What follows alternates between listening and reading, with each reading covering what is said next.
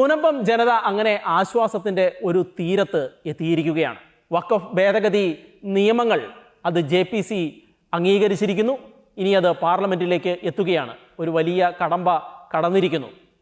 പക്ഷേ മുനമ്പത്ത് നടന്ന നാടകങ്ങളും മുനമ്പത്തെ ജനത അനുഭവിച്ച കഷ്ടപ്പാടുകളും അത് നമ്മുടെ ജനതയുടെ കേരളത്തിൻ്റെ മുഴുവൻ ചരിത്രത്തിൽ, ഇന്ത്യ മഹാരാജ്യത്തിൻ്റെ ചരിത്രത്തിൽ ഒരു വലിയ ചരിത്രമായി, ഒരു വലിയ ഏടായി അങ്ങനെ നിലനിൽക്കും. കാരണം ഇന്ത്യയിലെ ഒരുപാട് കഷ്ടത അനുഭവിക്കുന്ന ജനങ്ങൾക്ക് വേണ്ടിയാണ് മുനമ്പം ജനത കഷ്ടത അനുഭവിച്ചത്. ഇന്ത്യയിലെ കഷ്ടപ്പാട് അനുഭവിക്കുന്ന ഒരുപാട് ജനതയ്ക്ക് വേണ്ടിയാണ് ഇത്രയും ദിവസങ്ങൾ മുനമ്പം ജനത ആ കടപ്പുറത്ത് അവിടെ നിരാഹാരം ഇരുന്നത്. കേരളത്തിലെ മുഴുവൻ ജനങ്ങളും അത് കണ്ടതാണ്. കേരളത്തിലെ രാഷ്ട്രീയക്കാർ മാത്രമാണ് അവരുടെ കൂടെ നിൽക്കാതിരുന്നിട്ടുള്ളൂ. ബാക്കി എല്ലാവരും മനസ്സുകൊണ്ടും ആളും അർത്ഥവും ഉപയോഗിച്ച് മുനമ്പം ജനതയുടെ കൂടെ നിന്നതാണ്.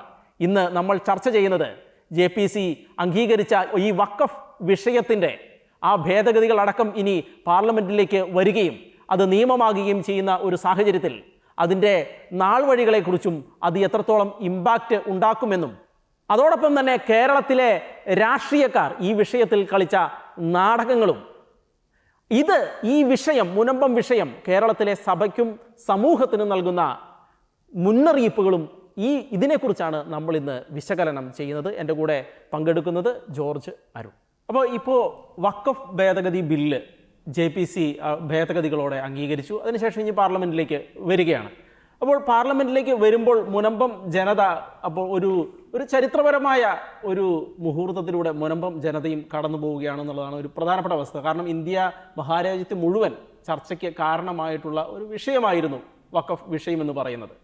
അപ്പോൾ അങ്ങനെയുള്ള ഒരു അവസ്ഥയിൽ നിന്നും എനിക്ക് തോന്നുന്നത് നമ്മൾ അതിനെക്കുറിച്ച് ചർച്ച ചെയ്യുമ്പോൾ അല്പം കണക്കുകളുടെ കാര്യങ്ങളിൽ കൂടി പോയിട്ട് അങ്ങോട്ട് എത്തണം എന്ന് തോന്നുന്നു. അപ്പോൾ ഏറ്റവും ആദ്യം ഈ മുനമ്പം വിഷയത്തെക്കുറിച്ച്, അതിൻ്റെ ഭേദഗതികളെക്കുറിച്ച് പറയുമ്പോൾ ഇവർ പറയുന്ന ഒരു കാര്യം, ബ്രിട്ടീഷുകാരുടെ കാലത്ത് തന്നെ ഇതിനെ മുനമ്പം ഈ പ്രോപ്പർട്ടികൾ അത് സെക്യൂർ ചെയ്യുന്നതിന് വേണ്ടി അവർ നിയമം ഉണ്ടാക്കിയ കാര്യത്തെക്കുറിച്ചെല്ലാം പറയുന്നുണ്ട്. പക്ഷേ ഇതേ ബ്രിട്ടീഷുകാർ ഈ സിസ്റ്റത്തെക്കുറിച്ച് പറഞ്ഞ ഒരു കാര്യം ഇവർ മനഃപൂർവ്വം വിട്ടുകളയുന്നുണ്ട്. ബ്രിട്ടീഷുകാർ ഇതിനെക്കുറിച്ച് കൃത്യമായി പറഞ്ഞു, ഇത് the waste and the most pernicious kind എന്നാണ് ബ്രിട്ടീഷുകാർ പറഞ്ഞത്. എന്ന് വെച്ചാൽ അത്ര വൃത്തികെട്ട ഒരു സിസ്റ്റമാണ് ഇത് എന്ന് തന്നെയാണ് വളരെ വ്യക്തമായിട്ട് ബ്രിട്ടീഷുകാർ ഇതിനെ ഈ സിസ്റ്റത്തെ പറഞ്ഞു വെച്ചത്. അതിനെയാണ് ആളുകൾ എടുത്ത് ഇപ്പോൾ ഇതിനനുകൂലമായിട്ട് വ്യാഖ്യാനിക്കുന്ന ഒരു കാര്യമുണ്ടാകുന്നത്. അപ്പോൾ എന്തുകൊണ്ടാണ് ബ്രിട്ടീഷുകാർ ഇത് പറഞ്ഞത് എന്ന് ഇന്നാണ് നമുക്ക് മനസ്സിലാകുന്നത്. ഇത്രയും വർഷങ്ങൾക്ക് ശേഷം, ഇത്രയും പതിറ്റാണ്ടുകൾക്ക് ശേഷമാണ് നമുക്ക് മനസ്സിലാകുന്നത് എന്തുകൊണ്ടാണ് ബ്രിട്ടീഷുകാർ ഇത് ഇത്രയും മോശമായ ഒരു സിസ്റ്റമാണെന്ന് പറഞ്ഞു വെച്ചതെന്ന്. അപ്പോൾ അന്നേ ബ്രിട്ടീഷുകാർക്ക് അറിയാമായിരുന്നു ഇത് എന്നെങ്കിലും ഇതിനൊരു അടി നടക്കുമെന്നുള്ളത്. എനിക്ക് പലപ്പോഴും തോന്നിയിട്ടുണ്ട് മനഃപൂർവ്വം മനഃപൂർവ്വം ഇങ്ങനെയൊരു പാര വെച്ചിട്ട് പോയതാണോ എന്ന് പോലും തോന്നിയിട്ടുണ്ട്. കാരണം പിന്നീട് വന്ന കോൺഗ്രസ് സർക്കാർ എത്ര കാലങ്ങൾക്ക് പുറകിലേക്ക് വേണമെങ്കിൽ ഈ പ്രോപ്പർട്ടികൾ ഇവർക്ക് ക്ലെയിം ചെയ്യാം എന്ന് വരുമ്പോൾ നമ്മൾ മനസ്സിലാക്കേണ്ടത് ഈ ബംഗാളിനെ നവാബ് അടക്കം, അതുപോലെ തന്നെ മുഗൾ ഭരണമടക്കം, അതുപോലെ നൈസാം അടക്കം, ഇങ്ങനെ ഇന്ത്യയുടെ ഭൂരിഭാഗവും ഭരിച്ചത് ഇവരാണ്. അപ്പോൾ ഭൂരിഭാഗവും ഭരിച്ച് ഇവരെ സംബന്ധിച്ച് ഇതിൻ്റെ ഉള്ളിൽ എത്രയോ പ്രോപ്പർട്ടികൾ ഇനിയും ക്ലെയിം ചെയ്യാൻ കിടക്കുന്നു എന്നുള്ള ഒരു വസ്തുത കൂടി നിൽപ്പുണ്ട്. മൈസൂരിൽ ടിപ്പു സുൽത്താൻ ഭരിച്ച കാലഘട്ടം ഉണ്ടായിരുന്നു. അപ്പോൾ എത്ര പ്രോപ്പർട്ടികൾ ഇന്ത്യയിൽ ഇവർക്ക് ഇനിയും ക്ലെയിം ചെയ്യാൻ പാകത്തിൽ കിടക്കുന്നുണ്ട് എന്നുള്ള ഒരു വസ്തുതയാണ്. അതേ അവസരത്തിലാണ് കോൺഗ്രസ് സർക്കാർ 2013 ഇവർക്ക് ഡൽഹിയിൽ ഏകദേശം അവിടുത്തെ പ്രധാനപ്പെട്ട സ്ഥലങ്ങൾ, ഒരുപാട് സ്ഥലങ്ങൾ എഴുതി കൊടുത്തിട്ട് ഇറങ്ങി പോകുന്ന സാഹചര്യം ഉണ്ടായത്. പിന്നീട് BJP സർക്കാർ അത് വന്ന് തിരിച്ചെടുക്കുകയും അതിപ്പോൾ കോടതിയിൽ കേസ് നടക്കുകയും ചെയ്യുന്ന സാഹചര്യങ്ങളുണ്ട് എന്നുള്ളത് മറ്റൊരു വസ്തുത. അപ്പോൾ ഇങ്ങനെയുള്ള സമയത്ത് നമ്മൾ അതിൻ്റെ ഒരു കണക്ക് നോക്കുമ്പോൾ ഏകദേശം 9.4 ലക്ഷം എന്ന് വെച്ചാൽ 9,40,000 ഏക്കർ സ്ഥലം വഖഫ് ഭൂമി ഇന്ത്യൻ മിലിറ്ററിയും റെയിൽവേയും കഴിഞ്ഞാൽ ഇവരുടെ കയ്യിലിരിക്കുന്നു എന്നുള്ളത് ഏറ്റവും പ്രധാനപ്പെട്ട മറ്റൊരു വസ്തുത. അതുപോലെ തന്നെ ഈ വഖഫ് പ്രോപ്പർട്ടികൾ ക്ലെയിം ചെയ്തേക്കുന്നത് ഏകദേശം വഖഫ് എസ്റ്റേറ്റ്സ് രജിസ്റ്റേർഡ് നാഷൻ വൈഡ് ഓരോ സ്റ്റേറ്റിലും രജിസ്റ്റർ ചെയ്തേക്കുന്നത് ഉത്തർപ്രദേശിൽ 1,24,735. അവിടെ എന്തുകൊണ്ടാണ് അവിടുത്തെ BJP ഗവൺമെൻറ് ഇങ്ങനെ ഇത്രയും മസിൽ പിടിക്കുന്നത്, UP ഇതുപോലെ മസിൽ പിടിക്കുന്നത് എന്നുള്ളത് നോക്കുമ്പോൾ 1,24,735 പ്രോപ്പർട്ടികളാണ് ക്ലെയിം ചെയ്തേക്കുന്നത്. അതുപോലെ തന്നെ ഏകദേശം 30,000-ന് മുകളിൽ പ്രോപ്പർട്ടികൾ കർണാടക അടക്കം, തെലുങ്കാന അടക്കം ഇവർ ക്ലെയിം ചെയ്തിട്ടുണ്ട്. പിന്നെ അതുകൂടാതെ അതിന് താഴേക്ക് വരുമ്പം പഞ്ചാബ്, അവിടെ ഏകദേശം 25,000-ഓളം പ്രോപ്പർട്ടികൾ ക്ലെയിം ചെയ്തേക്കുന്നു. പിന്നെ ഹരിയാന അടക്കമുള്ള ജമ്മു കാശ്മീർ അടക്കമുള്ള എല്ലാത്തിലും 10,000-ന് മുകളിൽ, കേരളത്തിൽ 10,000-ന് മുകളിലുണ്ട്, മധ്യപ്രദേശിൽ 10,000-ന് മുകളിൽ, രാജസ്ഥാനിൽ അതുപോലെയുണ്ട്. ഇങ്ങനെ ഗുജറാത്ത് അടക്കമുള്ള സ്ഥലങ്ങളിലെല്ലാം ഇതുപോലെ വ്യാപകമായിട്ട് ഇവർ ക്ലെയിം ചെയ്തേക്കുന്ന സാഹചര്യം ഉണ്ടാകുന്നു. അപ്പോൾ ഇതിൽ നിന്ന് വളരെ വ്യക്തമാണ് എത്രത്തോളം ഇന്ത്യയുടെ, എന്ന് വെച്ചാൽ ഒരു കാലത്ത് രാജവംശങ്ങൾ ഭരിച്ച് അങ്ങ് കടന്നുപോയി. ഇനി ഈ പ്രോപ്പർട്ടികളുടെ എല്ലാം കൂടെ കണക്കെടുത്ത് കഴിഞ്ഞാൽ മറ്റൊരു രാജവംശം പോലെ ഇവർ, അതും ഏറ്റവും പ്രധാനപ്പെട്ട ഇപ്പം മഹാരാഷ്ട്ര അടക്കമുള്ള സ്ഥലങ്ങളെന്നൊക്കെ പറയുമ്പോൾ ഏറ്റവും പ്രധാന ഡൽഹി അടക്കമുള്ള എത്രയോ ആയിരക്കണക്കിന് കോടിയുടെ മൂല്യമുള്ള സ്വത്തുക്കളാണ് ഇവർ ക്ലെയിം ചെയ്യുന്നത് എന്നുള്ളതാണ്. എന്ന് വെച്ചാൽ ഒരു പാകിസ്ഥാൻ വിഭജിച്ചു പോയി, ഒരു ബംഗ്ലാദേശ് വിഭജിച്ചു പോയി, മറ്റൊരു വശത്ത് കൂടി ഇവർ വീണ്ടും ഇന്ത്യയെ കാർന്നു നിന്ന അവസ്ഥയുണ്ടായി.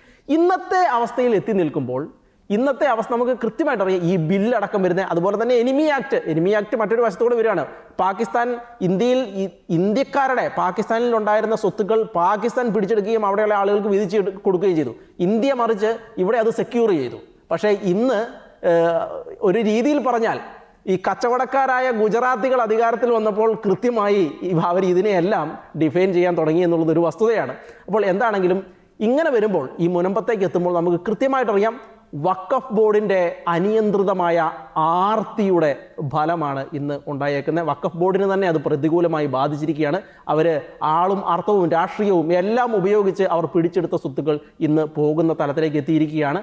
വഖഫ് മുനമ്പംകാർ ചരിത്രത്തിലേക്ക് പോവുകയാണ്. അപ്പോൾ ഇങ്ങനെ ഒരു അവസരത്തിൽ ജോർജ്, എങ്ങനെയാണ് നമുക്ക് ഇതിനെ വിലയിരുത്താൻ കഴിയുന്നത്? ഇപ്പോൾ ഈ JPCയുടെ ഈ ബില്ല് വന്നു, ഇനി അതെങ്ങനെ ഏത് രീതിയിലേക്ക് മാറും, അതിൻ്റെ ഭേദഗതികൾ അടക്കമുള്ള കാര്യങ്ങൾ എങ്ങനെ പോകും എന്നാണ് വിലയിരുത്തുന്നത്? ഇന്ന് സുപ്രധാനമായിട്ടുള്ള ഒരു തീരുമാനം, അല്ലെങ്കിൽ പ്രധാനമായിട്ടുള്ളൊരു പ്രസ്താവന ഇതിൻ്റെ ജോയിൻറ്റ് പാർലമെൻ്ററി സമിതിയുടെ അധ്യക്ഷനായിട്ടുള്ള ജഗദാംബിക പാലിൻ്റെ ഒരു പ്രധാന പ്രസ്താവന ഇന്ന് പുറത്തു വന്നിട്ടുണ്ട്. അദ്ദേഹം പറയുന്നത്, അതായത് ഏകദേശം എല്ലാ അവരുടെ മുന്നിലേക്ക് വന്ന മിക്കവാറും ഇതുകളെല്ലാം പരിഗണിച്ചു. അതിനകത്ത് പ്രധാനപ്പെട്ട നിർദ്ദേശങ്ങളെല്ലാം അതിനകത്ത് അംഗീകരിക്കപ്പെട്ടു. ഇന്ന് രാവിലെയോട് കൂടിയിട്ട് അതിൻ്റെ അംഗീകാരം നൽകി കഴിഞ്ഞു. ഇനി ഇതിൻ്റെ നെക്സ്റ്റ് സ്റ്റേജ് എന്ന് പറയുന്നത് സ്പീക്കർക്ക് നൽകുക എന്നുള്ളതാണ്. ഇതൊരു ബില്ലായി അവതരിപ്പിക്കാനായിട്ടുള്ള അവസാന ഘട്ടത്തിലേക്ക് എത്തിക്കഴിഞ്ഞു.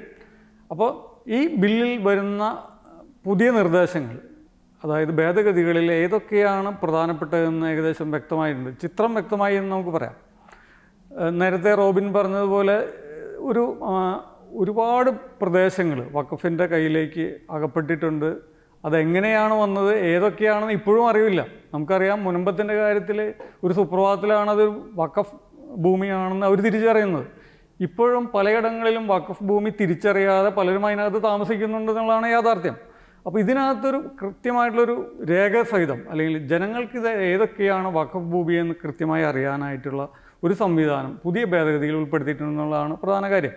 അതായത് ഏതൊക്കെ ഭൂമികളാണ് വഖഫ് ഭൂമി എന്ന് വെബ്സൈറ്റുകളിൽ കൃത്യമായി ജനങ്ങൾക്കും എല്ലാവർക്കും അറിയാവുന്ന രീതിയിൽ അതിനെ പുറത്തേക്ക് എത്തിക്കുക എന്നുള്ള ഒരു പ്രധാനപ്പെട്ട ഒരു നിയമനിർമ്മാണമാണ് അതിനകത്ത് വന്നിരിക്കുന്നത്. പിന്നീട് വരുന്ന ഒരു തീരുമാനം, ഈ വഖഫ് ഭൂമി വഖഫാണോ അല്ലേ എന്ന് തീരുമാനിക്കാനുള്ള അധികാരം വഖഫ് ബോർഡിന് നിക്ഷിപ്തമായിരിക്കുന്ന 40-ാം വകുപ്പ് അത് മാറ്റണം എന്നുള്ളതാണ് മറ്റൊരു പ്രധാന തീരുമാനം. അതായത് പാർട്ടിയായിട്ടുള്ള ഒരു ഭൂമി വഖഫാണോ അല്ലേ എന്നൊരു ഡിസ്പ്യൂട്ട് വന്നാൽ അതിലൊരു പാർട്ടിയായിട്ടുള്ള ആൾ തന്നെ സ്വയം തീരുമാനിച്ചു കഴിഞ്ഞാൽ പിന്നെ അതിനകത്തൊരു വേറൊരു നിയമപരമായിട്ടുള്ളൊരു ഏറ്റുമുട്ടലോ അല്ലെങ്കിൽ നിയമപരമായിട്ടുള്ള ഒരു മുന്നോട്ടുള്ള പ്രയാണം അവിടെ നിലയ്ക്കുകയാണ്. വഖഫ് ഭൂമിയാക്കപ്പെട്ട ഒരാളുടെ, അല്ലെങ്കിൽ അറിഞ്ഞോ അറിയാതെയോ വഖഫ് ഭൂമിയാക്കപ്പെട്ട ഒരാളുടെ ഭൂമി വഖഫ് തന്നെയാണ് തീരുമാനിക്കുക. വഖഫ് ബോർഡ് തീരുമാനിക്കുക എന്ന് പറയുന്നത് അതിലും വലിയ ചതിയില്ല. അതായത് ബോർഡ് തന്നെ ഏത് ഭൂമിയാണ് എന്നുള്ളതിനെ ഡിസ്പ്യൂട്ടിൽ അന്തിമ ഉത്തരവ് നൽകുന്ന ഒരു അവസ്ഥയിലേക്ക് കാര്യങ്ങൾ വരികയാണ്. അതിന് മാറ്റം വരികയാണ്. വഖഫ് ഭൂമി അല്ലെങ്കിൽ വഖഫ് ബോർഡിന് വഖഫ് ഭൂമിയെക്കുറിച്ചുള്ള അധികാരം, വഖഫാണോ എന്ന് തീരുമാനിക്കാനുള്ള അധികാരം അതിൽ നിന്ന് എടുത്തു കളയുകയാണ്. അപ്പോൾ ഈ രണ്ട് പ്രധാനപ്പെട്ട ഒരു തീരുമാനങ്ങൾ അല്ലെങ്കിൽ ഭേദഗതികൾ ഈ വഖഫ് ബോർഡിൻ്റെ അനിയന്ത്രിതമായിട്ടുള്ള കടന്നുകയറ്റങ്ങൾക്ക് കൃത്യമായിട്ടുള്ള ഒരു തടയിടാനായിട്ടുള്ള ഒരു സാധ്യതയാണ് ഈ ബില്ല്, പുതിയ ഭേദഗതി ബില്ലിൽ കാണുന്ന ഇത്. മറ്റൊരു പ്രധാന ഭേദഗതി എന്ന് പറയുന്നത്, ഈ വഖഫുമായി വരുന്ന തർക്കങ്ങളിൽ അന്തിമ വിധി കൽപ്പിക്കേണ്ടിയിരുന്ന ട്രിബ്യൂണലുകൾ അവരുടെ അധികാരത്തിനെ പരിമിതപ്പെടുത്തുന്ന രീതിയിൽ, അതായത് ഇവരുടേതായിട്ടുള്ള ഒരു ട്രിബ്യൂണൽ തന്നെയാണ് ഇതിന് അന്തിമ അധികാരം നൽകുന്നത്, അല്ലെങ്കിൽ അന്തിമ വിധി പ്രഖ്യാപിക്കുന്നത്. അത്തരമൊരു പ്രഖ്യാപനത്തിൽ നിന്ന് അവരെ തടയാൻ, അല്ലെങ്കിൽ അവർക്ക് പരിമിതി നിശ്ചയിച്ചുകൊണ്ട് അതിനു മേലെ കോടതികളെ സമീപിക്കാനുള്ള ഒരു അവകാശം കൂടി പുതിയ ഭേദഗതിയിലൂടെ രംഗത്ത് വന്നിട്ടുണ്ട്. അപ്പോൾ ഇതെല്ലാം വഖഫിനുണ്ടായിരുന്ന ഒരു ഏകപക്ഷീയമായിട്ടുള്ള ഒരു മേൽക്കൈ, അവർ കൂടി തർക്കത്തിൽ ഉൾപ്പെടുന്ന ഭൂമികളിൽ അവർക്കുള്ള മേൽക്കൈ അല്ലെങ്കിൽ അനിയന്ത്രിതമായിട്ടുള്ള ഒരു അധികാരം എടുത്തു കളയുന്ന പല വകുപ്പുകളും പുതിയ ഭേദഗതിയിൽ ഉൾപ്പെടുത്തിയിട്ടുണ്ടെന്ന് വേണം നമുക്ക് കണക്കാക്കാൻ. ഇതിൻ്റെ ഉള്ളിൽ മറ്റൊരു കാര്യം നിലനിൽക്കുന്നത്, ഇപ്പോൾ ഈ കോടതികളെ സമീപിക്കുന്നതിന് പകരം വഖഫ് ബോർഡിൻ്റെ ട്രിബ്യൂണലുകളെ സമീപിക്കുന്ന ഒരു സാഹചര്യം നിലനിൽക്കുന്നുണ്ട്. അതാണിപ്പോൾ മുനമ്പത്തും അതാണ് സംഭവിക്കുന്നത്. കോടതിയിലേക്ക് പോകാൻ കഴിയുന്നില്ല, റിട്ട് മാത്രമേ ചെയ്യാൻ പറ്റുള്ളൂ. പക്ഷേ ഈ വഖഫ് ട്രിബ്യൂണലിനെ സമീപിക്കുന്ന ഒരു സാഹചര്യം. പക്ഷേ ഈ വഖഫ് ട്രിബ്യൂണലിനെ കുറിച്ചുള്ള ഏറ്റവും വലിയ ആരോപണം ഉയരുന്നത് ഇവിടെ പതിനായിരക്കണക്കിന് കേസുകൾ കെട്ടിക്കിടക്കുന്നുണ്ട്. ഇത് മുസ്ലിംസിൻ്റെയും അമുസ്ലിംസിൻ്റെയും അടക്കം ഇന്ത്യയിൽ ആകമാനം പല സംസ്ഥാനത്തെ ട്രിബ്യൂണലുകളിലും ആയിരക്കണക്കിന് കേസുകളാണ് കെട്ടിക്കിടക്കുന്നതായിട്ടുള്ളത്. ഇപ്പോൾ ഈ പാർലമെൻറ്റിൽ നിന്നൊരു പുറത്തുവിട്ട ഒരു കണക്ക് ഏകദേശം 41,000 ഒരു കണക്കാണ് വിട്ടത്. പക്ഷേ അതിനൊക്കെ ഒരുപാട് അപ്പുറത്താണ് കെട്ടിക്കിടക്കുന്ന കേസുകൾ.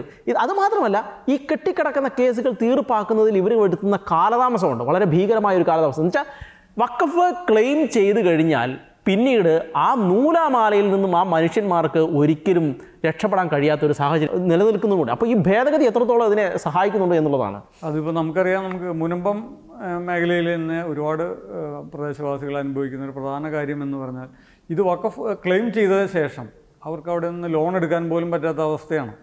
അവരുടെ ആ പ്രോപ്പർട്ടി ഓൾറെഡി ഫ്രീസ്ഡായ ഒരു അവസ്ഥയിലാണ്. അപ്പോൾ അങ്ങനെ ഒരു സാഹചര്യം ഒഴിവാക്കാൻ വേണ്ടിയിട്ട് ഇത്തരം ട്രിബ്യൂണലുകൾ അല്ലെങ്കിൽ ഇതുമായി ബന്ധപ്പെട്ട് വരുന്ന പരാതികളിൽ എത്രയും പെട്ടെന്ന് തീർപ്പ് കൽപ്പിക്കണം എന്നുള്ള പുതിയ ഭേദഗതിയിൽ നിർദ്ദേശിച്ചിട്ടുണ്ട്. നേരത്തെ അങ്ങനെയല്ല, അതിനൊരു കാലാവധി വെച്ച് അതിനുള്ളിൽ എപ്പോഴെങ്കിലും ഇവർക്ക് സൗകര്യം പോലെ ചെയ്യുക എന്നുള്ളതായിരുന്നു. എന്നാൽ എത്രയും പെട്ടെന്ന് തീർപ്പാക്കുക എന്നുള്ള പുതിയ ഭേദഗതി ഇതിനകത്ത് ഇത് വളരെ ആശ്വാസം നൽകുന്നതാണ്. കാരണം വർഷങ്ങളായി ഇതിൻ്റെ പുറകെ നടക്കുന്ന ഒരുപാട് മനുഷ്യ ജീവിതങ്ങളുണ്ട്. അവരുടെ തലമുറകൾ പലതും ഈ പ്രോപ്പർട്ടി എന്തെങ്കിലും ഒരു കാര്യത്തിന് വേണ്ടി ഉപയോഗിക്കാൻ പറ്റാത്ത സാഹചര്യമുണ്ട്. അപ്പോൾ അതിനെല്ലാം ഒരു പ്രതിവിധി എന്ന നിലയിലാണ് ഇത്തരം ഒരു ഭേദഗതി വന്നിരിക്കുന്നത്. അതുപോലെ തന്നെ നമുക്കറിയാം ട്രൈബ്യൂണൽ, ഈ ട്രൈബ്യൂണലിൽ തന്നെ പല ഘടന തന്നെ മാറ്റിയിട്ടുണ്ട്. ട്രൈബ്യൂണൽ എന്ന് പറഞ്ഞാൽ ഏകപക്ഷീയമായി ഈ വഖഫിന് അനുകൂലമായിട്ടുള്ളൊരു ട്രൈബ്യൂണൽ അല്ല എന്നുള്ള ഉറപ്പാക്കാൻ വേണ്ടി അതിൻ്റെ ഘടന തന്നെ മാറ്റിയിട്ടുണ്ട്. അതുപോലെ തന്നെ കോടതികളെ സമീപിക്കാനുള്ള അധികാരവും ഈ പാർട്ടികൾക്ക്, കക്ഷികളായിട്ടുള്ളവർക്ക് സാധിക്കുന്ന ഒരു സാഹചര്യവും പുതിയ ഭേദഗതിയിൽ വന്നിട്ടുണ്ട്. അപ്പോൾ അതുകൊണ്ട് തന്നെ ഏകപക്ഷീയമായിട്ട് ബോർഡിനുണ്ടായിരുന്ന ആധിപത്യം, അനിയന്ത്രിതമായിട്ടുള്ള അധികാരങ്ങൾ നിയന്ത്രിക്കാനായിട്ട് പുതിയ ഭേദഗതി ബില്ലിന് സാധിക്കുമെന്ന് തന്നെയാണ് വ്യക്തമാക്കുന്നത്. നമുക്കറിയാം, ഇന്ന് ഹൈക്കോടതിയിൽ പ്രധാനപ്പെട്ട ഒരു നിരീക്ഷണം വന്നിട്ടുണ്ട്. മുനമ്പം വിഷയവുമായി ബന്ധപ്പെട്ട് നിയോഗിക്കപ്പെട്ട ജുഡീഷ്യൽ കമ്മീഷൻ, അങ്ങനെ ഒരു കമ്മീഷൻ്റെ ആവശ്യമുണ്ടായിരുന്നോ, അത് അപ്രധാനമായിരുന്നു എന്നുള്ളൊരു നിരീക്ഷണം ഹൈക്കോടതിയുടെ ഭാഗത്തുനിന്ന് വന്നിട്ടുണ്ട്. അതിനൊരു പ്രധാന കാരണം, ഈ ഒരു വഖഫ് ബോർഡ് ഇതിൻ്റെ കമ്മീഷൻ്റെ നിലപാട് അല്ലെങ്കിൽ കമ്മീഷനെ നിയോഗിക്കുന്നതിനെതിരായിട്ട് ഹർജി സമർപ്പിച്ചിരുന്നു. അതിൻ്റെ പരിഗണനാ വേളയിലാണ് ഇങ്ങനൊരു സംഭവം വരുന്നത്. നമുക്കറിയാം, ഈ മുനമ്പം മേഖലയിലെ മുനമ്പം വിഷയത്തിൽ സർക്കാരിന് തീരുമാനിക്കപ്പെടാൻ അല്ലെങ്കിൽ വളരെ വേഗത്തിൽ തീരുമാനിക്കാവുന്ന ചില കാര്യങ്ങളിൽ തീരുമാനമെടുക്കാൻ സർക്കാരിന് ഇച്ഛാശക്തി ഇല്ലാത്തതുകൊണ്ടാണ് ഒരു കമ്മീഷനെ വെച്ചത്. യഥാർത്ഥത്തിൽ ഇതിൻ്റെ തീർപ്പാക്കുക, ഈ മുനമ്പം വിഷയത്തിൽ ഒരു തീർപ്പ് കൽപ്പിക്കുക എന്നുള്ളൊരു താല്പര്യവും സർക്കാർ കാണിച്ചില്ല എന്നതിന് വ്യക്തമാണ്. കാരണം ഒരു കമ്മീഷൻ, നമുക്കറിയാം നിരവധി കമ്മീഷനുകൾ നിലവിൽ ഉണ്ട്. എത്രയോ വർഷങ്ങളായി കമ്മീഷനുകൾ ഇങ്ങനെ പുതുക്കിക്കൊണ്ടിരിക്കുകയാണ്. ഒരു തീരുമാനത്തിലോ അല്ലെങ്കിൽ ഒരു കൃത്യമായിട്ടുള്ളൊരു തീർപ്പിന് കമ്മീഷനുകൾക്ക് പലർക്കും കഴിയുന്നില്ല എന്നുള്ളത് നമുക്ക് ബോധ്യമാണ്. അപ്പോൾ ഇത്തരമൊരു വളരെ പ്രതിസന്ധി അല്ലെങ്കിൽ നിർണായകമായിട്ടുള്ള ഈ നിരവധി കുടുംബങ്ങളുടെ ജീവിത പ്രശ്നങ്ങൾ നേരിടുന്ന ആ ഒരു പ്രശ്നത്തിൽ ഒരു കമ്മീഷൻ നിയോഗിക്കുക എന്നതിനർത്ഥം ആ തീരുമാനം ഇനിയും നീണ്ടുപോകുക എന്നുള്ളതിന് കൃത്യമാണ്. അത്തരം ഒരു തീർപ്പാണ് സർക്കാർ സ്വീകരിച്ചത്. അതൊരു ശരിയായ തീർപ്പല്ലെന്ന് തുടക്കം മുതലേ ഒരു ആരോപണം ഉയർന്നിരുന്നു. അത് ശരിവയ്ക്കുന്നതാണ് ഹൈക്കോടതിയുടെ ഇന്നത്തെ നിരീക്ഷണം. ഹൈക്കോടതി പറയുന്നത്, നിയമപരമായി ഇങ്ങനൊരു കമ്മീഷൻ്റെ സാധ്യത എന്താണെന്നാണ് ഹൈക്കോടതി ചോദിക്കുന്നത്. ശരിയാണ്, യഥാർത്ഥത്തിൽ ഒരു കോടതി തീർപ്പാക്കിയ ഒരു അല്ലെങ്കിൽ കോടതി വിധി വന്ന ഒരു കാര്യത്തിൽ ഒരു കമ്മീഷൻ നിയോഗിച്ച് നിങ്ങൾക്ക് എങ്ങനെ അതിനെ മറികടക്കാനാവുമെന്നാണ് ഹൈക്കോടതിയുടെ ചോദ്യം. യഥാർത്ഥത്തിൽ കമ്മീഷൻ ഇപ്പോൾ നിയോഗിക്കപ്പെട്ടിരിക്കുന്നതെന്ന് ഹൈക്കോടതിയിൽ സർക്കാർ കൊടുത്തിരിക്കുന്ന അഫിഡവിറ്റ് കൊടുത്തിരിക്കുന്ന ഇതാണ്. ഇക്കാര്യങ്ങളിൽ ഒരു തീർപ്പാക്കുക എന്നുള്ളതല്ല അവരുടെ നിയോഗം. കമ്മീഷൻ നിയോഗിച്ചിരിക്കുന്നത് പ്രധാനമായിട്ടും എന്താണ് ഫാക്ട് ഫൈൻഡിങ്, അതിനു വേണ്ടി മാത്രമാണ് നിയോഗിച്ചിരിക്കുന്നത്. അല്ലാതെ ഇക്കാര്യത്തിൽ ഒരു പ്രധാനപ്പെട്ട ഒരു തീരുമാനമോ അല്ലെങ്കിൽ ഒരു നടപടിക്കോ കമ്മീഷനെ കൊണ്ട് സാധ്യമല്ല എന്ന് സർക്കാർ തന്നെ ഹൈക്കോടതിയെ ബോധിപ്പിച്ചിരിക്കുകയാണ്. അതിനകത്തൊരു കാര്യം വ്യക്തമാണ്. അതായത് ഒരു കൃത്യമായിട്ടുള്ള ഒരു തീരുമാനമെടുക്കാൻ മടി കാണിക്കുന്ന സർക്കാരിൻ്റെ ഒരു വീഴ്ച, അതാണ് ഹൈക്കോടതി ഇന്നത്തെ നിരീക്ഷണത്തിലൂടെ ചൂണ്ടിക്കാണിച്ചത്. അതായത് ഒരു വോട്ട് ബാങ്കിനെ ഒരു കാലത്തിലും അപകടപ്പെടുത്താത്ത രീതിയിൽ ഒരു തീരുമാനമെടുക്കാൻ സർക്കാരിന് മടി കാണിച്ചതാണ് ഇപ്പോഴത്തെ പ്രതിസന്ധിക്ക് കാരണമായിട്ട് കാണുന്നത്. ഇനി ഇതിൻ്റെ മറ്റൊരു വശം നമ്മൾ പരിശോധിക്കുകയാണെങ്കിൽ മുനമ്പത്ത് നടന്ന കുറേ കാര്യങ്ങളുണ്ട്. എന്ന് വെച്ചാൽ ഇപ്പോൾ ഈ ഭേദഗതി വരുന്നതിന് മുന്നത്തോട്ട് ഇപ്പോൾ ഈ ഭേദഗതിയിലേക്ക് എത്തുന്ന സാഹചര്യം ഉണ്ടാകുമ്പോൾ മുനമ്പത്ത് നടന്ന കുറേ സാഹചര്യങ്ങളുണ്ട്. മുനമ്പത്തെ ആ പാവപ്പെട്ട ജനങ്ങൾക്ക് മുന്നിൽ രാഷ്ട്രീയക്കാർ കളിച്ച നാടകമുണ്ട്. ആ നാടകം കളിച്ചതിൻ്റെ പിന്നിലുള്ള കുറേ വസ്തുതകളുണ്ട്. അപ്പോൾ ഇതെല്ലാം കൂടെ നമ്മൾ ശരിക്കും നോക്കുമ്പോൾ ഒരു രീതിയിൽ പറഞ്ഞു കഴിഞ്ഞിട്ടുണ്ടെങ്കിൽ മുനമ്പം ജനതയ്ക്ക് ഒരുപാട് ആഹ്ലാദിക്കാനുള്ള ഒരു വകയിലേക്ക് എത്തുന്നുണ്ടല്ലോ. റോബിനെ, തീർച്ചയായിട്ടും ഈ 107 ദിനം പിന്നിട്ടപ്പോൾ 107-ാം ദിനത്തിലാണ് മുനമ്പംകാർക്ക് ആ സന്തോഷ വാർത്ത കേൾക്കാൻ സാധിച്ചത്. JPC അതിൻ്റെ കാര്യങ്ങളെല്ലാം ഒരു തീരുമാനമാക്കി, അന്തിമ തീരുമാനം ഉണ്ടായി. ഇനിയിപ്പോൾ ഇന്ന് കഴിഞ്ഞു, ഇന്ന് അവരുടെ ഫൈനൽ ഡിസിഷൻ വന്നു. നാളെ അവരത് സമർപ്പിക്കുന്നു. ഉടൻ തന്നെ ആ കാര്യത്തിലൊരു തീരുമാനം, അതായത് വഖഫ് ഭേദഗതി ബില്ല് ഈ പാർലമെൻറ്റ് സമ്മേളനത്തിൽ പാസ്സാകുമെന്ന കാര്യത്തിൽ ഒരു വിധത്തിൽ ആ കാര്യങ്ങളെല്ലാം തീർച്ചയായിട്ട് കഴിഞ്ഞിരിക്കുകയാണ്. ഇവിടെ നമ്മൾ പരിശോധിക്കേണ്ടത് ഈ മുനമ്പത്ത് രാഷ്ട്രീയക്കാർ കളിച്ച കളികളെ കുറിച്ചിട്ടാണ്. ഇപ്പോൾ മുൻപ് സമരത്തിൻ്റെ ഒരു 107-ാം ദിവസത്തിൽ, ഇപ്പോൾ 110-ാം ദിവസത്തിലേക്ക് കടക്കുന്നു. 107-ാം ദിനത്തിൽ അവിടെ മുനമ്പത്തെ സമരപ്പന്തലിൽ അവരുടെ ഒരു നേതാവ് പറഞ്ഞൊരു വാക്കുണ്ട്. അതായത് ഞങ്ങൾ ഇങ്ങനെ മുങ്ങി താഴ്ന്നുകൊണ്ടിരിക്കുകയാണ്. മുങ്ങി താഴാൻ പോകുന്ന നേരത്ത് ആര് കൈ നീട്ടിയാലും ഞങ്ങൾ ആ കൈ പിടിക്കാൻ നോക്കും. നമുക്കറിയാം മുനമ്പക്കാർ പറഞ്ഞത്, അവർ പച്ച മനുഷ്യരാണ്, അവർ പറഞ്ഞ യാഥാർത്ഥ്യമാണ്. ഇവിടെ 2 കരങ്ങളാണ് മുനമ്പക്കാർക്ക് നേരെ നീട്ടിച്ചെന്നത്. ഒരു കൈക്ക് യാതൊരു ആത്മാർത്ഥതയില്ലാത്തൊരു കരമാണ്. ആ കരം അതാണ് ജോർജ് നേരത്തെ സൂചിപ്പിച്ച ഈ ജുഡീഷ്യൽ കമ്മീഷനെ വെച്ചിട്ട് അവരെ രക്ഷിക്കാനല്ല, വെറുതെ കരം നീട്ടിയിട്ടുണ്ട് എന്ന് കാണിക്കാൻ വേണ്ടി മാത്രമുള്ളൊരു കരം. ആ കരത്തെക്കുറിച്ച് പറഞ്ഞു കഴിഞ്ഞു.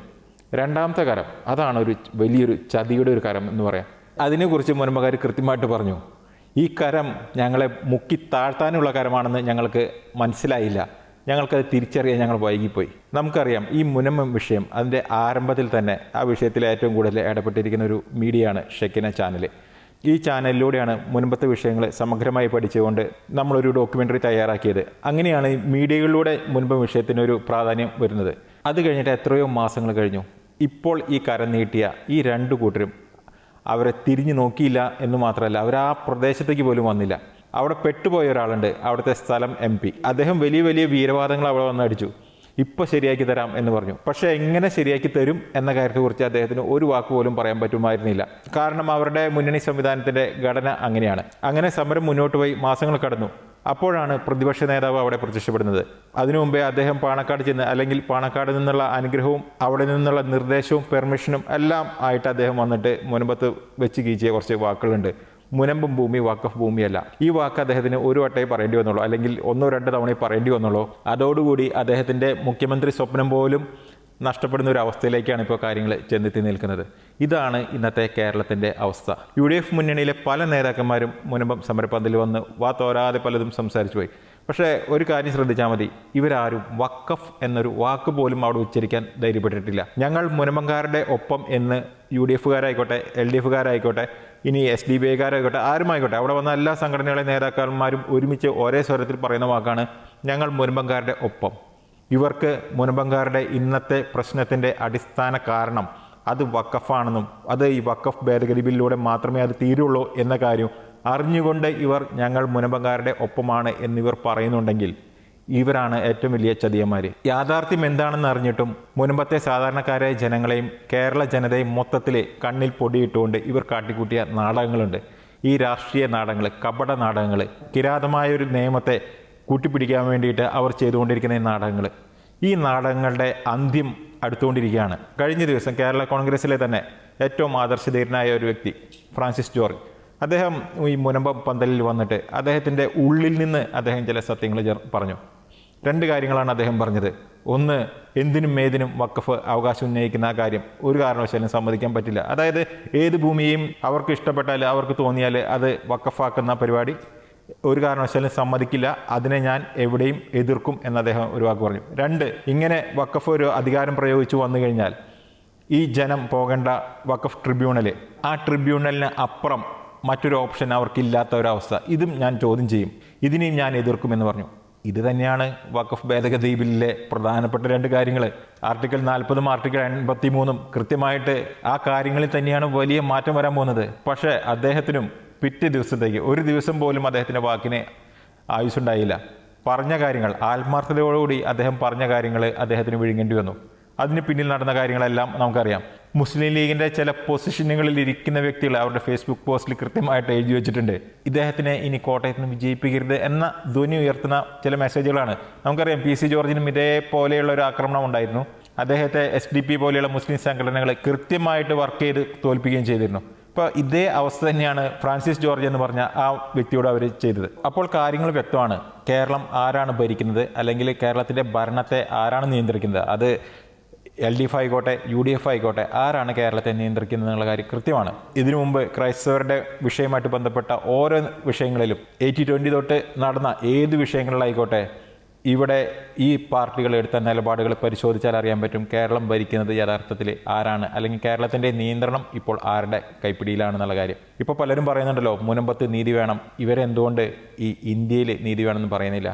ഞാൻ മുനമ്പംകാരനല്ല, എനിക്ക് മുനമ്പത്തല്ല നീതി വേണ്ടത്, എനിക്ക് ഇന്ത്യയിൽ നീതി വേണം. ഇന്ത്യയിൽ നീതി നടപ്പാക്കുമ്പോൾ അത് മുനമ്പത്ത് ഉറപ്പായിട്ടും കിട്ടും. മുനമ്പം ജനതയ്ക്കും അതിൻ്റെ ഗുണം തീർച്ചയായിട്ടും കിട്ടും. മുനമ്പത്ത് തന്നെ കഴിഞ്ഞ ദിവസം കേട്ട ഒരു സ്വരമുണ്ട്. അവിടുത്തെ വികാരിയച്ഛൻ പറഞ്ഞു, ഇത് ഞങ്ങളുടെ മാത്രം വിഷയമല്ല, ഇന്ത്യയിലെ വഖഫുമായിട്ട് ബന്ധപ്പെട്ട് വേദനിക്കുന്ന എല്ലാ സമൂഹത്തിനു വേണ്ടിയിട്ടാണ് ഞങ്ങളിവിടെ മുനമ്പത്ത് ഞങ്ങൾ സമരം ചെയ്യുന്നതെന്ന്. ഇപ്പോഴും ഇവിടെ വഖഫ് ഭേദഗതി ബില്ലിനെ എതിർക്കുന്നവർ ഇന്നേ വരെ പറഞ്ഞിട്ടില്ല ഇപ്പോഴുള്ള വഖഫ് നിയമത്തിന് എന്തെങ്കിലും കുഴപ്പമുണ്ടോ എന്ന്. അവർക്ക് ഇതിൽ എന്തെങ്കിലും കുഴപ്പം തോന്നുന്നുണ്ടെങ്കിൽ അവർ എന്തെങ്കിലും ഒരു ഭേദഗതി അല്ലെങ്കിൽ ഈ നിയമത്തിൽ ഇന്ന കാര്യങ്ങളും മാറ്റണമെന്ന് അവർ പറഞ്ഞേനെ. പക്ഷേ ഇന്നേ വരെ അവർ പറഞ്ഞിട്ടില്ല ഈ നിയമത്തിന് കുഴപ്പമുണ്ടെന്ന്. ഈ നിയമത്തിന് കുഴപ്പമുണ്ട് എന്ന് കാണാൻ സാധിക്കാത്തവരാണ് ഈ മുന്നണിയിലുള്ളതെങ്കിൽ അവർ ഏതോ ഒരു മതരാഷ്ട്രവാദികളാണ്. ഏതോ ഒരു മതരാഷ്ട്രത്തിന് വേണ്ടി കളിക്കുന്നവരോ, അല്ലെങ്കിൽ അവരുടെ പാവകളായിട്ട് നിൽക്കുന്നവരോ, അല്ലെങ്കിൽ അവരിൽ നിന്ന് പ്രതിഫലം പറ്റുന്ന ആരൊക്കെയാണ് അവർ. അല്ല, ഇതിൻ്റെ ഉള്ളിൽ വളരെ വ്യക്തമാണ്. ഏറ്റവും ആദ്യം മുതൽ തന്നെ ഈ വഖഫിനെ മാറ്റിപ്പിടിക്കാൻ വേണ്ടി ഈ രാഷ്ട്രീയ പ്രസ്ഥാനങ്ങൾ നടത്തിയ ഒരു ഇടപെടലുകളും അതിനുവേണ്ടി അവർ നടത്തിയ കുറേ നാടകങ്ങളും വളരെ വ്യക്തമായിരുന്നു. കാരണം എങ്ങനെയെങ്കിലും വഖഫിനെ മാറ്റി നിർത്തുക, വഖഫിനെ തൊടാതിരിക്കുക. മുനമ്പം എന്ന് പറയുന്നത് ഒരു പ്രാദേശിക വിഷയമാണ് എന്ന് വരുത്തി തീർക്കുക, അതിനെ അങ്ങനെ തന്നെ ആക്കുക, ആ ജനങ്ങളെ കൊണ്ട് യാതൊരു കാരണവശാലും വഖഫിനെ ഒന്നും പറയിപ്പിക്കാതിരിക്കുക എന്നുള്ള ഒരു അജണ്ട വളരെ കൃത്യമായി അവർ നടപ്പിലാക്കുന്ന ഒരു കാര്യം നമ്മൾ വ്യക്തമായി കണ്ടതാണ്. അപ്പോൾ ഈ രാഷ്ട്രീയക്കാരുടെ ഈ കളിച്ച നാടകം ഇത് ചരിത്രത്തിൽ നിലനിൽക്കും, ഇത് ആളുകൾ ഓർത്തിരിക്കും എന്നുള്ളത് വളരെ വ്യക്തമാണ് എന്നുള്ളതാണ് ഇതിലുള്ള ഏറ്റവും പ്രധാനപ്പെട്ട വസ്തു എന്ന് പറയുന്നത്. മുനമ്പം ജനത കടന്നുപോയത് ഒരു വലിയ പ്രതിസന്ധിയിലൂടെയാണ്. അവർ ഇപ്പോൾ കടന്നു പോയിക്കൊണ്ടിരിക്കുന്നതും ആ പ്രതിസന്ധിയിലൂടെ തന്നെയാണ്. എന്നാൽ ഇതെല്ലാം കടന്നുപോകും. പക്ഷേ ഇവിടുത്തെ രാഷ്ട്രീയ പാർട്ടികളും രാഷ്ട്രീയക്കാരും മുനമ്പത്ത് കളിച്ച നാടകങ്ങൾ അത് എല്ലാ കാലത്തും ഇവിടുത്തെ ജനങ്ങൾ ഓർത്തിരിക്കും എന്നുള്ളതാണ് പ്രധാനപ്പെട്ട കാര്യം. മുനമ്പത്ത് ജുഡീഷ്യൽ കമ്മീഷനെ നിയമിച്ച സർക്കാരുകൾ തന്നെ പല കമ്മീഷനുകളെ നിയമിച്ചു. JB കോശിൻ കമ്മീഷൻ നിയമിച്ചു, ഹേമ കമ്മിറ്റി അതിന് കമ്മീഷൻ നിയോഗിച്ചു. അതുപോലെ തന്നെ EDക്കെതിരെ വരെ ഇവർ കമ്മീഷൻ നിയോഗിക്കുന്ന കാര്യങ്ങൾ സംഭവിച്ചിട്ടുണ്ട്. പക്ഷേ ഇതിൻ്റെ എല്ലാം സാധുതയെ ഹൈക്കോടതി ഇതേ കമ്മീഷൻ്റെ സാധുതയെ ചോദ്യം ചെയ്തപ്പോൾ തന്നെ ഇവരുടെ ഉദ്ദേശശുദ്ധികൾ എല്ലാം പൊളിഞ്ഞു വീഴുകയും മുഖം മൂടികൾ അഴിഞ്ഞു വീഴുകയും ചെയ്തതാണ്. അതുകൊണ്ട് ഓർത്തിരിക്കുക, മുനമ്പത്തെ ജനതയ്ക്ക് ഒരു വളരെ വലിയ വിജയമാണ് അവർ വിശ്വസിക്കുന്ന സർക്കാരിൽ, കേന്ദ്ര സർക്കാരിൽ നിന്നും ഉണ്ടായിരിക്കുന്നത്. അത് മുന്നോട്ട് പോകട്ടെ എന്നും അത് മുനമ്പം ജനതയ്ക്ക്, അതുപോലെ തന്നെ ഇന്ത്യയിലെ മുഴുവൻ ജനതയ്ക്കും, വഖഫ് മൂലം ഇന്ത്യയിൽ എവിടെയെല്ലാം ജനങ്ങൾ ക്ലേശിക്കുന്നുണ്ടോ ആ ജനതയ്ക്ക് മുഴുവൻ ഒരു ആശ്വാസമായി മാറട്ടെ എന്നും നമുക്ക് ആശ്വസിക്കാം. ഈ വിഷയത്തിൽ ഞങ്ങളുടെ നിലപാട്, ഇനിയും രാഷ്ട്രീയക്കാർ നാടകം കളിക്കുന്നത് അവസാനിപ്പിക്കുക. മുനമ്പത്തെ ജനങ്ങളുടെ യഥാർത്ഥ പ്രശ്നം എന്താണ് എന്ന്, അത് വഖഫ് നിയമമാണ് എന്ന്, കാലങ്ങളിലൂടെ കോൺഗ്രസ് സർക്കാർ വരുത്തിയ ഭേദഗതികൾ തന്നെയാണ് എന്ന് കൃത്യമായി എടുത്തു പറയുകയും അത് ഇല്ലാതാക്കുവാൻ വേണ്ടി കൃത്യമായി ഒരുമിച്ച് നിൽക്കുകയും ചെയ്യുക എന്നുള്ള നിലപാടാണ് ഞങ്ങൾക്ക് ഉള്ളത്. മറ്റൊരു വിഷയത്തിലെ നിലപാടുമായി അടുത്ത ദിവസം.